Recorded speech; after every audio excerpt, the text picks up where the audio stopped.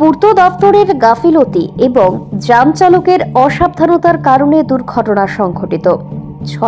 ছয়ঘড়িয়া চৌদ্দদেবতা মন্দির সংলগ্ন বিলোনিয়া শান্তির বাজার সড়কে ভেঙে পড়ল ব্রিজ। দুর্ঘটনার কবলে বালি বোঝাই 10 চাকার একটি ট্রেপার গাড়ি। ঘটনা রবিবার সকাল 10:30 নাগাদ। গত আড়াই মাস আগে ভয়াবহ বন্যায় ভেঙে গিয়েছিল শান্তির বাজার এবং বিলোনিয়া যাতায়াতের মূল সড়কের ছয়ঘড়িয়া চৌদ্দদেবতা মন্দির সংলগ্ন এলাকায় একটি ব্রিজ।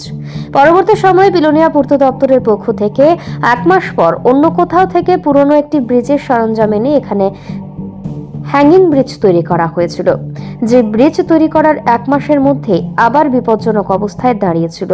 তখন সংবাদ সম্প্রচার করা হয়। এই সংবাদ দেখে দপ্তরের আধিকারিকরা সংবাদ প্রকাশের পরের দিন কাজে হাত লাগায় এবং বেশ কিছু নতুন সরঞ্জাম লাগিয়ে মেরামত করে দেয়। কিন্তু নতুনভাবে মেরামত করার পর আবার 1 মাসের মাথায় আজকের দিনে অর্থাৎ রবিবার দিন এই ভয়াবহ যান দুর্ঘটনাটি ঘটে।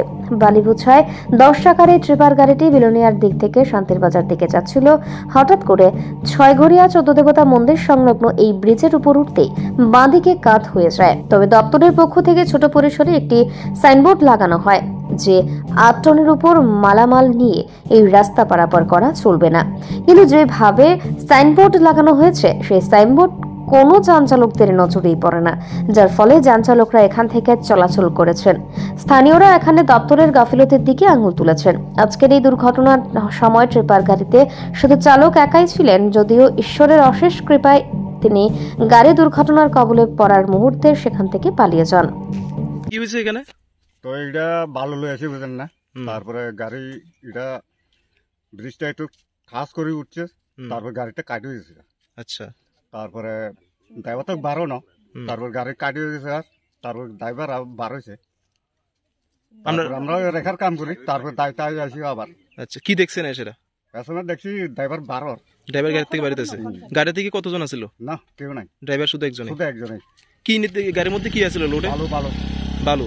বালু। আর কোন দিক থেকে কোন দিকে যাইতেছে গাড়িটা? এটা বিলিনিয়াতুন শান্তিবাজার যা। আচ্ছা, মানে ব্রিজটার উপরে ওঠার সাথে সাথে এটা ভাঙ্গা পড়ে গেছে। শেষ। জায়গাটার নাম কি?